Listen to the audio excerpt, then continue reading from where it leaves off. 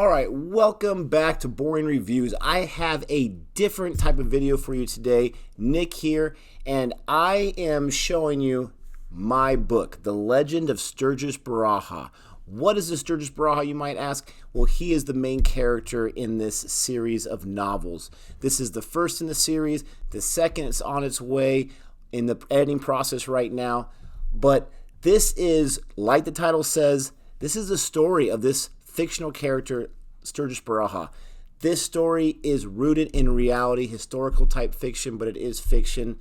This is a story that I wrote because of my love for movies. I love movies. I love certain story types. I love certain books, obviously, that turn into movies, but I love certain story elements.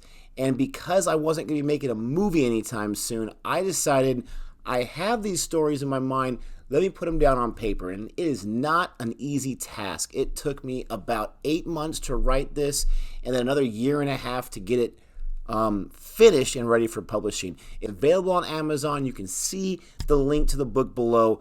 But I am going to be reading the first chapter to you today.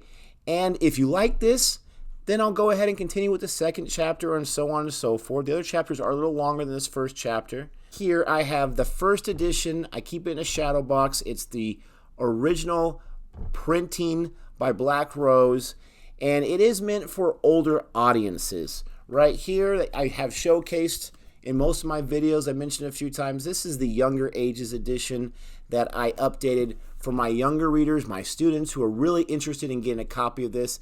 I felt a lot more comfortable with this, taking some of those adult elements out, but not losing any of the story.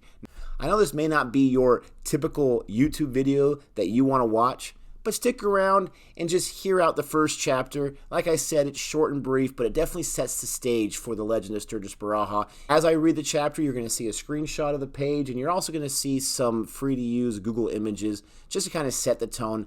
None of these Google images are actually in the book. This is a novel, not a picture book. Sorry for some of you listeners out there. But without further ado, I'm going to jump right into chapter 1. If you like this idea, if you thought, hey, that wasn't too bad, I want to hear more, go ahead and give it a thumbs up and let me know in the comments below that you want chapter 2, and I'll bring that to you as well, no problem. But without further ado, here's chapter 1. The Legend of Stergis Berraha, Younger Ages Edition, Nicholas A. Peterson.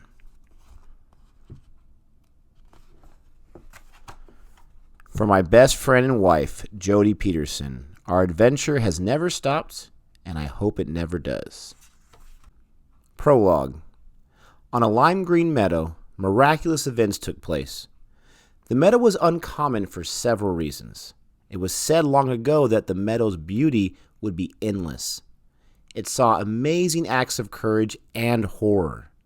It was not a man-made attraction, but made by something of a higher order.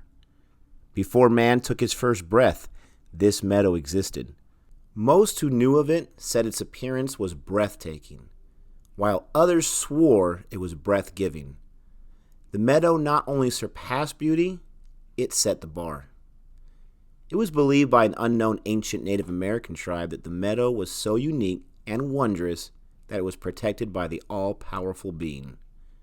According to the tribe, the Great Spirit proved his love for the meadow by making a special pact with man.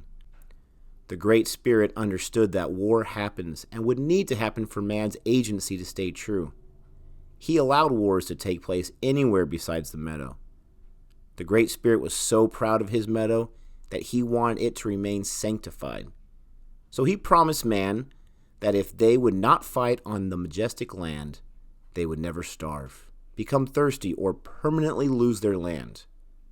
This promise was available to all people of the tribe who honored the pact and whose lands bordered the meadow. The ancient Native American tribe agreed to this pact, and even with all their inner and outer disputes, they never broke their promise. Before the tribe's children were taught the ways of their bands, they learned about the pact. Even those of the tribe who rebelled against everything else imaginable never rebelled against the pact. They knew that to break a powerful promise with their Creator would be dishonorable and most regrettable. It would be a death sentence for the rest of the tribe. Their biggest fear seemed unavoidable. They knew somehow they could control even the most uncontrollable of their own kind, but not those who weren't of their kin. They could only hope that the Great Spirit would keep away any people who would wage war on the meadow. They feared that this hope was an impossible one to hold. The Legend of Stergis Berraha is a tale that took place upon this very meadow and the land surrounding it. The beginnings of most legends are typically unknown. Legends are usually fabricated stories for the purpose of teaching morals to children. This legend is not fabricated, and its beginning is known. Chapter 1, The 3 Deeds. Did you get all 3? I sure did, Master, and better yet, we got them all gagged and bound without anything as much as a candle being lit by any of the townspeople. A tall, slender man named Pike replied. It's like I said, that's Wash Valley. And even if someone did hear anything, they would have chalked it up to some rummaging coon.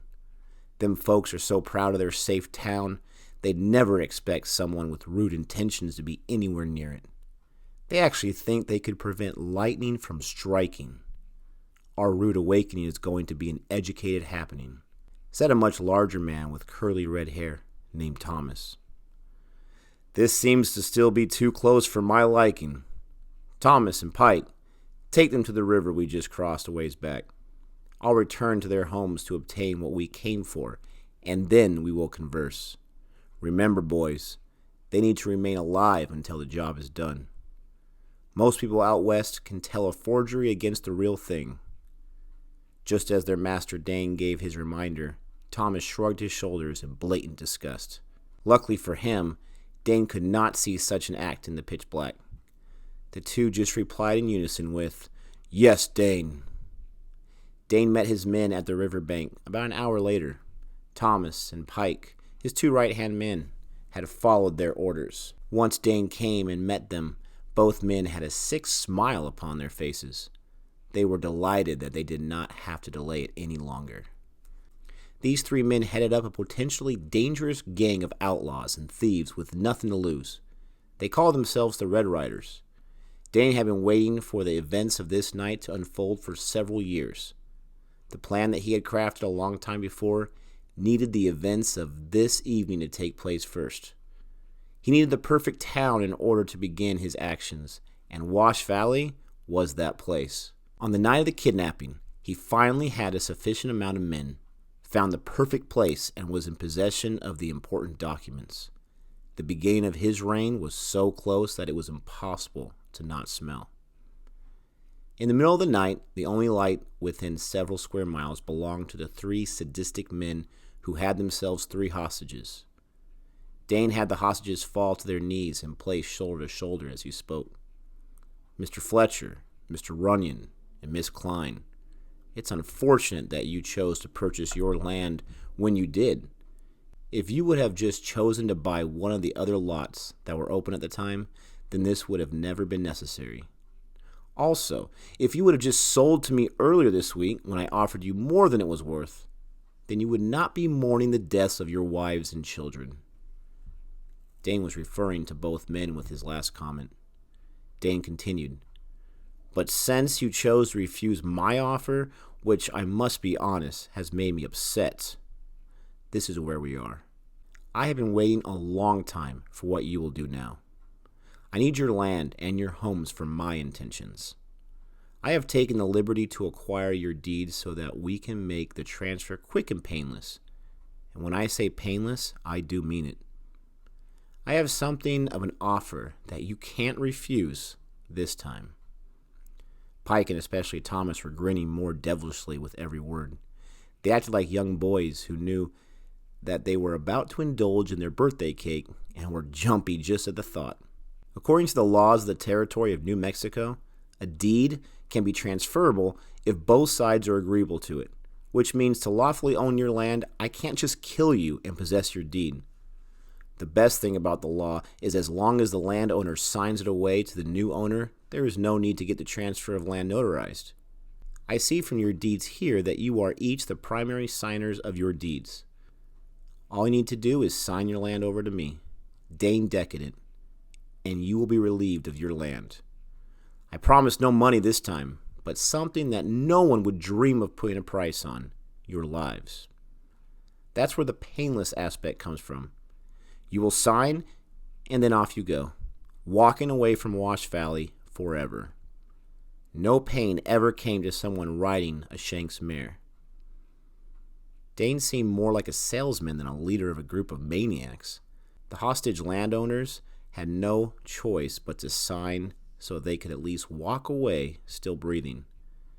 They nodded in agreement and were loosed from their bands, and their gags were removed. One by one, they each signed their respective deed.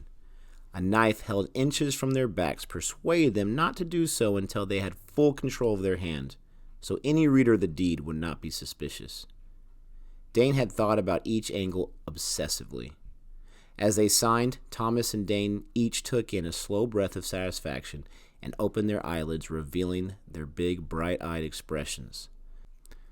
Mr. Fletcher and Mr. Runyon were still wiping the tears brought on by the deaths of their recently killed families, as they were allowed to walk off into the darkness. They were instructed to go anywhere but back to town. They were told that if they ever showed their face back in Wash Valley, they would be scalped on the spot. The two men had a short discussion about sticking together and were trying to figure out which direction to head towards when Miss Klein was allowed to leave. Miss Klein was a younger woman whose father had died of tuberculosis a year earlier. She had just received full ownership of the home she had known since she was 3.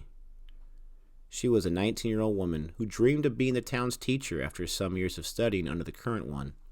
She too was given the same warning of the repercussions should she return.